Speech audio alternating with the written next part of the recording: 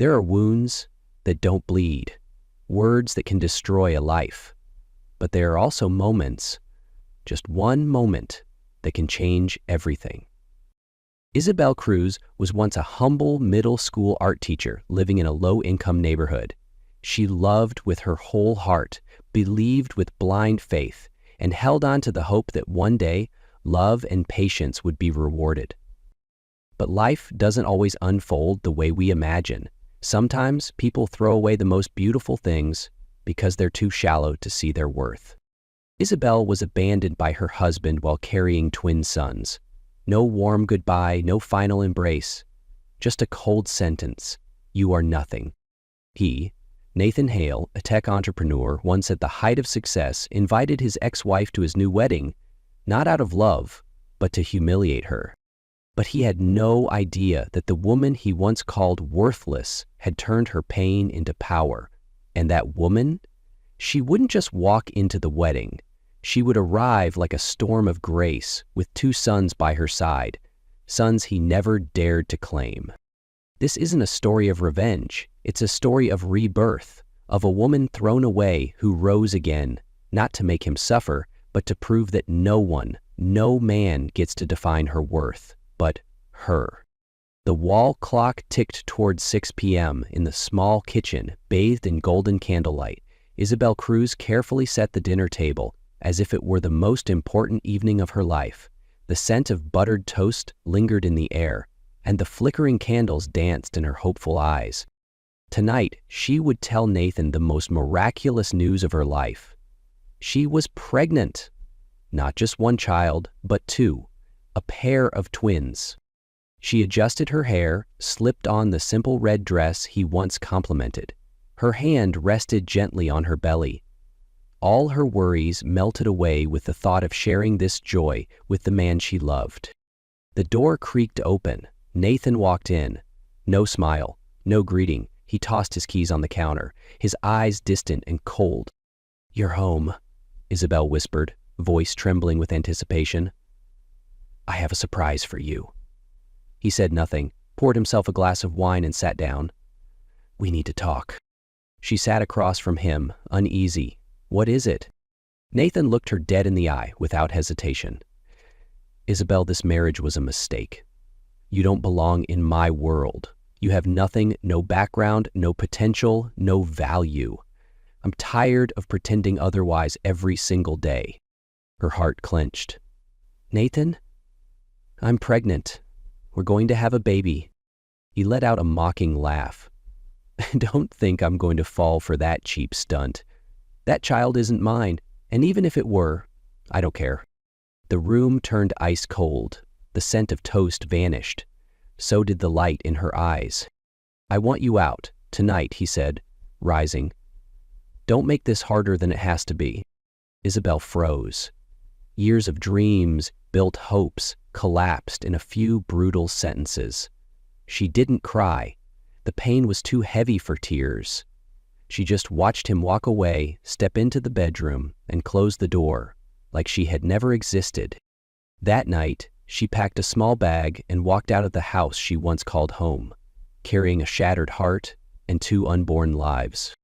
Spring rain fell over the city like sorrow pouring from the sky. Isabel stood still before the iron gate of what used to be her home. No suitcase, no umbrella, just shivering hands and a pounding heart. Inside her, two tiny lives were just beginning, and she had no idea where to go.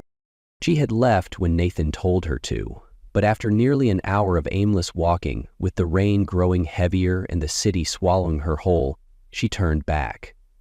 There was still one small spark of hope left inside her.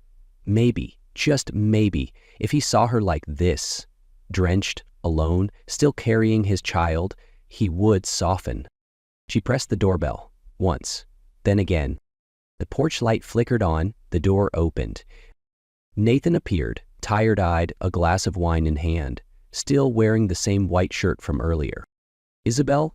he said, without much surprise. She stepped forward, voice trembling. I don't have anywhere to go. I don't know what to do." "I was clear," he sighed. "We're done. Why are you here?" "I'm pregnant, Nathan," she whispered, tears mixing with rain on her chin. "It's your child." He frowned, as if weighing guilt against inconvenience. But then, cold and certain, he said, "I don't believe you. And even if it's true, I don't want to be involved. I gave you a chance to leave with dignity." "Just one night," she pleaded. "You don't have to do anything, just let me stay." He shook his head, sipping his wine. "Isabel, don't make this worse. You've always been this weak. That's why I couldn't stay." She stood frozen. All warmth vanished. Every memory of love turned to dust. The door closed. Not with a slam, just a soft click, crueler than a scream. Isabel turned away, the rain beating down like punishment. She wandered the sidewalks, wind slicing her skin, clothes clinging to her bones. The city blazed with lights, but no one saw her. No one asked if she was okay. By midnight, she found a shabby motel off a side street, a faded sign flickering in the dark. The owner, a middle-aged woman, eyed her and asked, "You got money?" Isabel pulled out a few crumpled bills, the week's pay from substitute teaching at a community arts center. The woman nodded. "Small room, second floor, no heat." "As long as it has a roof," Isabel whispered. She entered the room, damp, smelling of bleach. But to her, it was heaven. She sat at the edge of the bed, curled into herself, one hand on her still flat belly. Her eyes staring into the dark. "My baby," she whispered. "I have nothing left except you." 4 months after the night she was cast out, Isabel Cruz lived in a cramped attic room of a decaying apartment building. No heater, no air conditioning, just a broken-legged bed, a squeaky fan, and restless sleep interrupted by pregnancy cramps. She was in her 7th month. Her belly had grown heavy. Every step was a struggle, but she wouldn't let herself fall. By day, she taught part-time art lessons at a youth center. By evening, she served tables at a small diner. At night, she cleaned an office building when the city was fast asleep. She had no close friends in this city. The only family she had was her sister living states away, but Isabel refused to ask for help. She had been discarded once, and now she wanted to rise again on her own. One cold, rainy night, while mopping the 10th floor of a finance company, Isabel felt a sharp, sudden pain in her lower back. She assumed it was exhaustion. Then, her water broke. A panicked security guard called 911. She was rushed to the hospital in preterm labor at just 34 weeks. Under the sterile white lights and humming machines, she could only say one thing when the doctor asked if she had any family. "I only have my babies. Please, save my babies." 2 hours later, Luca and Elias entered the world, tiny, fragile, but alive. They were placed into incubators. Isabel collapsed from exhaustion, drifting in and out of consciousness as tears soaked her pillow. Not from pain, but from knowing her children had survived and that they had entered this world alongside her fight. She awoke the next morning, blurry-eyed and weak. A nurse leaned over gently and said, "They're both stable, but it'll be a long stay in NICU." Isabel clenched her fist. She looked up at the ceiling and whispered, "I won't give up. Not for anyone else, but for 2 little pairs of eyes waiting behind a NICU glass. For 2 heartbeats, her last remaining hope in this world."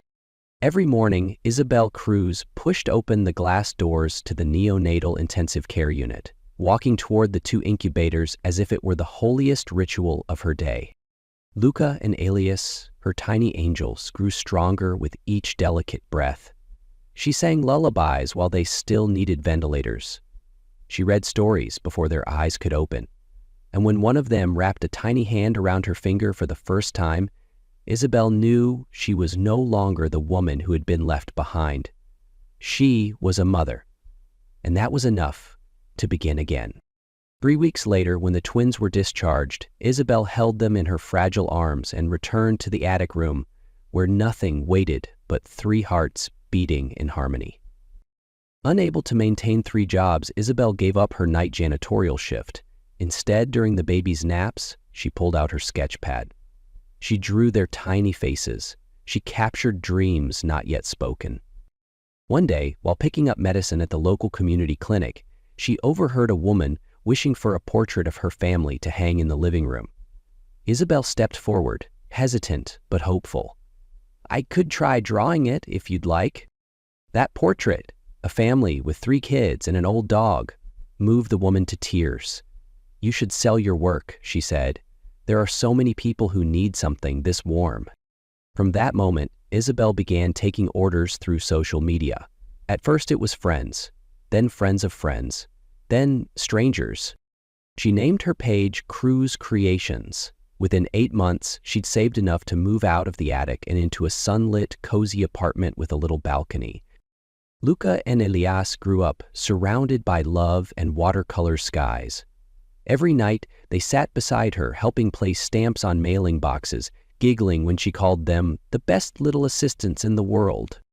And it was in those moments, amid the scent of paper and children's laughter, that Isabel realized she didn't need to look back. She was painting a new future, one stroke, one color at a time, with the same hands that once trembled, now steadier than ever. One late autumn afternoon 4 years ago, while Isabel was wrapping art prints for shipping, Luca burst into the house holding a thick, gold-trimmed envelope. "Mom, you got a letter. It looks really fancy." She wiped her hands and took the envelope, curious. The handwriting on the front was unmistakable. Her heart skipped a beat. "Nathan Hale." She opened it.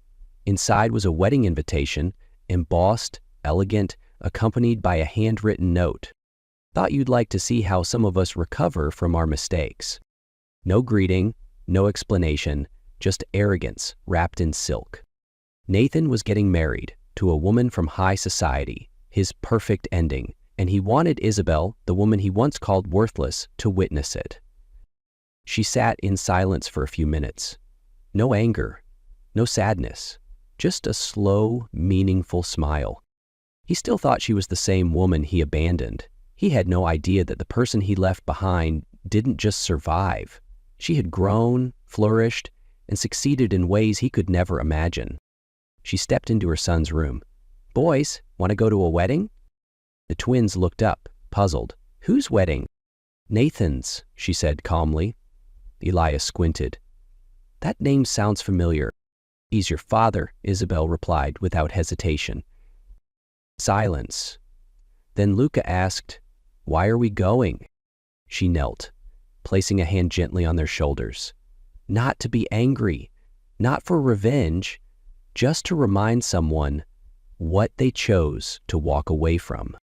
That night, she sat before her mirror, bathed in warm yellow light. She was no longer the girl who once cried herself empty in a kitchen years ago.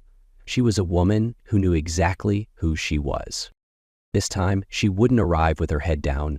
She would walk in as living proof of everything he could never have again.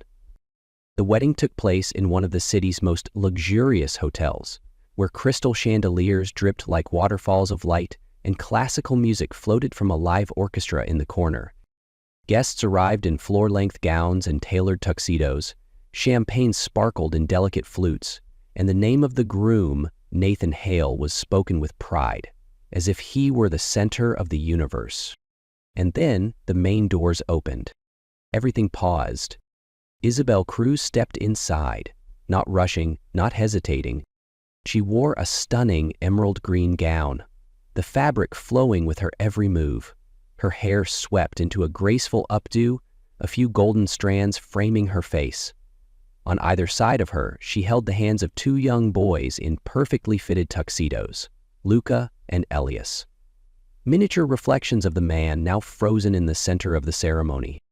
No one in the room knew who she was, but no one could look away. Guests murmured, "Who is she, an actress? A designer?" Isabel didn't answer. She just smiled, softly but powerfully. She walked down the aisle, every step like its own musical phrase. Luca and Elias kept perfect pace, poised and upright.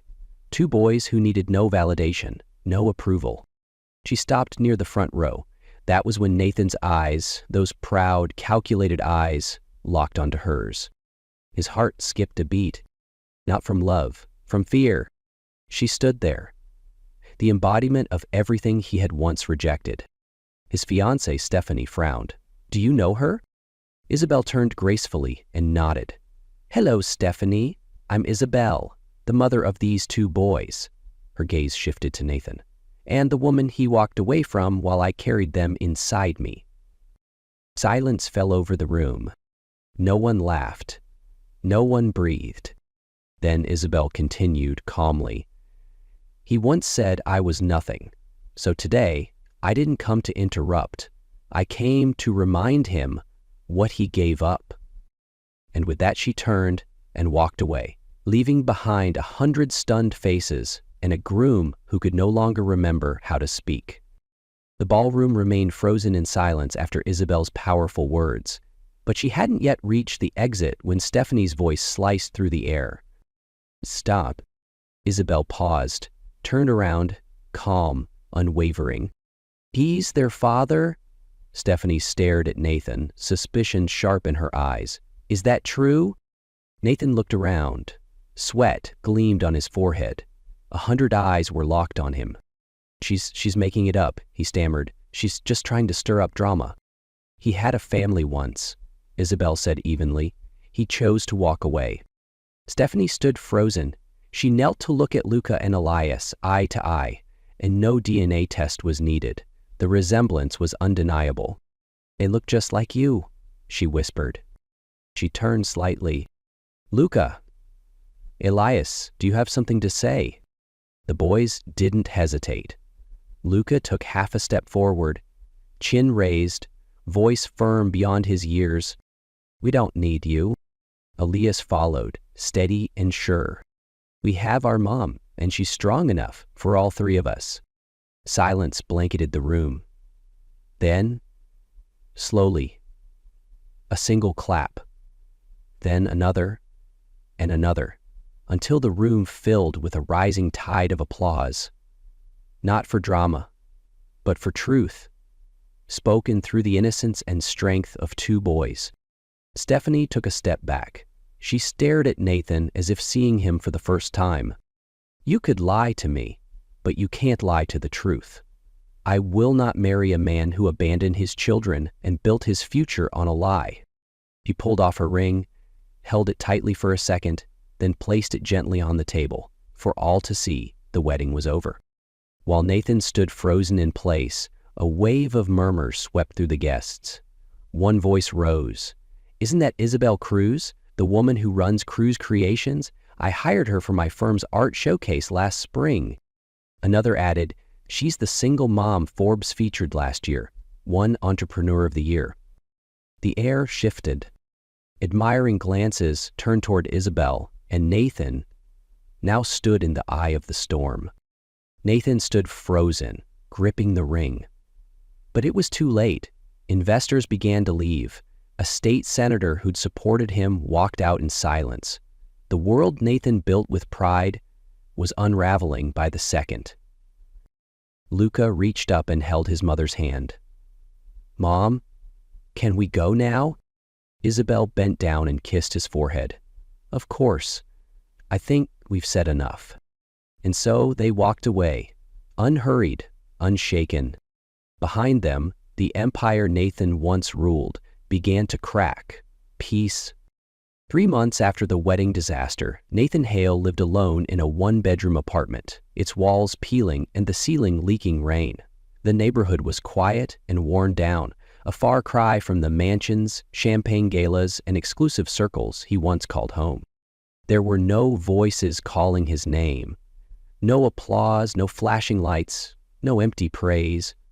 Only a creaky wooden chair, a cold cup of coffee, and a man staring at his reflection, unable to recognize the person staring back.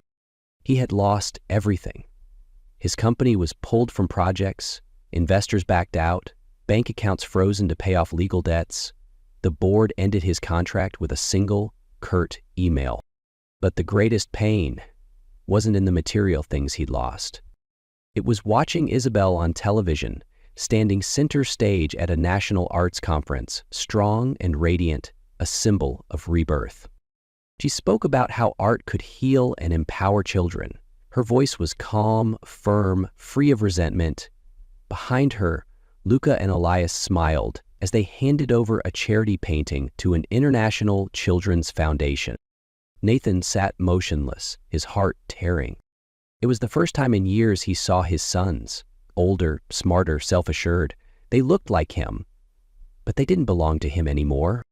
He couldn't bear it.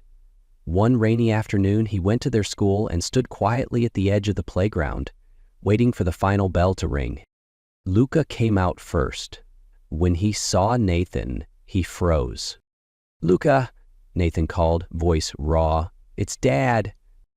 The boy stood still for a moment, then turned away without a word. Elias followed.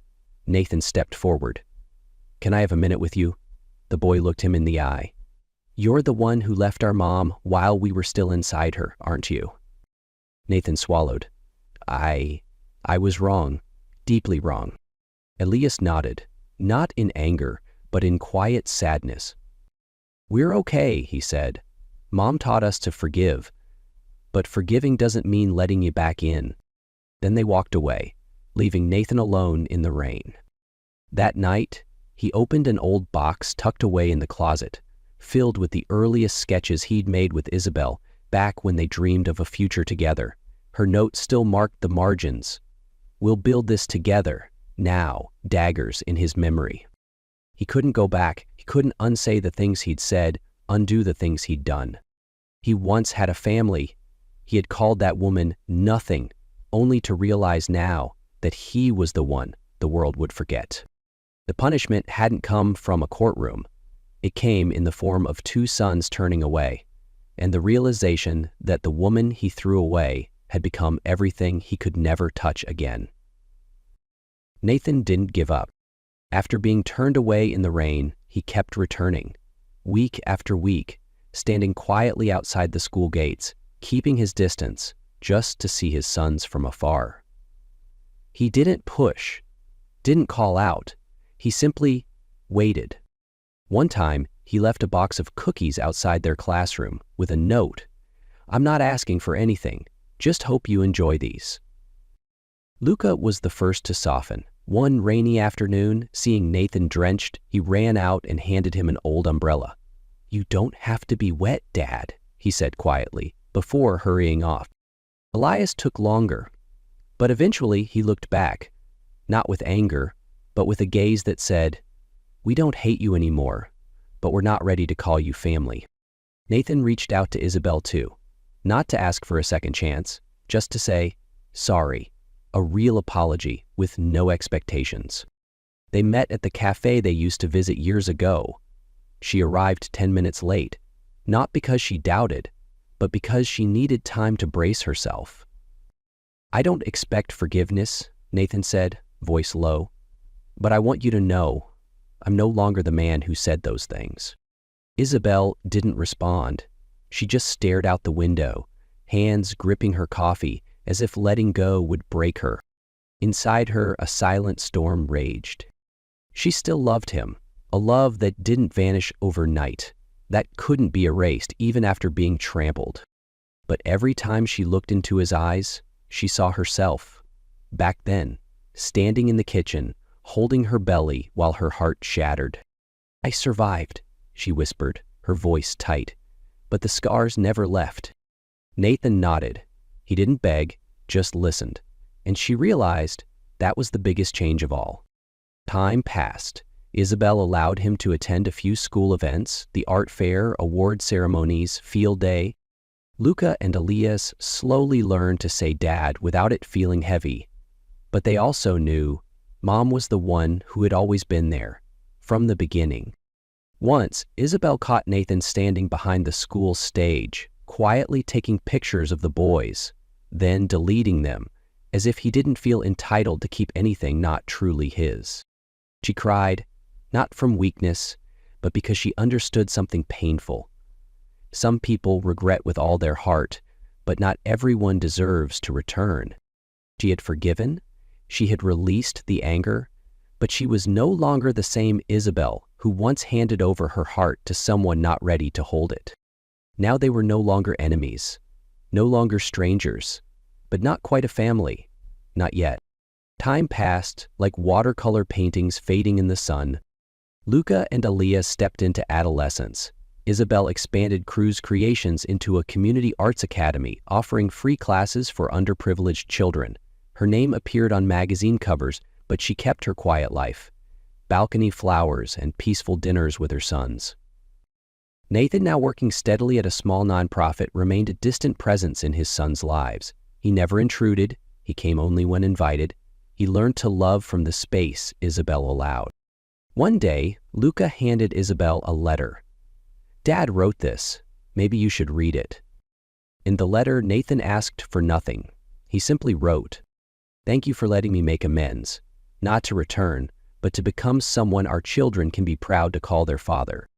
Isabel read it, folded it away, said nothing. But that night, she cried. Not from regret, but from the quiet ache of realizing some people do grow after everything's too late. That afternoon, Isabel sat on a bench with her boys. She had felt this day coming, quietly, slowly, like a tide drawing closer. She had thought about it in the silence after the boys slept, in the mornings when Nathan stood at a distance watching with eyes full of quiet remorse. She still loved him. That part never truly left. But sometimes love wasn't enough. Sometimes love meant letting go, not for bitterness, but for peace. When Elias finally said, "I think we should tell Dad," she simply nodded. Her heart felt light, not because she'd forgotten, but because this time she was the one choosing how the story ended. They met Nathan on an old wooden bridge, where the sunset bled slowly into the water, as if the sky itself was painting a farewell. Nathan stood waiting, a quiet smile, his hands uncertain. Isabel was the first to speak. "We want to thank you for changing, for staying, for doing what's right, even when no one asked you to." Nathan didn't speak. Her voice stung, not angry, but no longer warm. Lucas stepped forward, placed a hand on his father's shoulder. "You're our dad, and we'll always be grateful you tried, but it's time we each walk our own path." Elias added, "It's not because you don't deserve us, but because Mom gave us everything, and she deserves a life not bound by what used to be." Nathan nodded, eyes glassy. "I understand. I know I can't ask for anything more." Isabel stepped forward and pulled a drawing from her bag. It was a sketch of this bridge, her and the boys on one side, the sunset stretching across the water. "Keep this," she said, voice gentle but firm. "It's not to remind you of me. It's to remind you that even broken things can be beautiful, for a moment." He took the drawing, his hands shaking. All he could whisper was, "Thank you for everything." The family embraced one last time, this time with Nathan in their arms too. Then they walked away, Isabel holding her son's hands, turning toward the other side of the bridge. Nathan remained still, didn't call out, didn't follow. He only watched their figures fade into the golden haze, like 3 soft brushstrokes dissolving into canvas. The sun slipped beneath the horizon, as if even the sky was grieving what had ended. A story, a connection, a love once held close. It ended, not in anger, not in regret, but in the quiet, bittersweet ache of letting go. And though they each walked away from the same bridge, only one of them would carry the memory, alone. Nathan stood alone on the bridge long after they were gone. The sketch Isabel had given him trembled in his hands, edges softening in the wind. Slowly he sat down on the worn wooden railing, pulled a pen from his pocket, and turned the drawing over. On the blank side, with hands that had once built empires but now only knew silence, he began to draw. 2 boys, standing at a distance looking back. He didn't know if they'd ever turn around again, but he would wait. Quietly, humbly, on some father's return by force. And that memory was the only place he still belonged.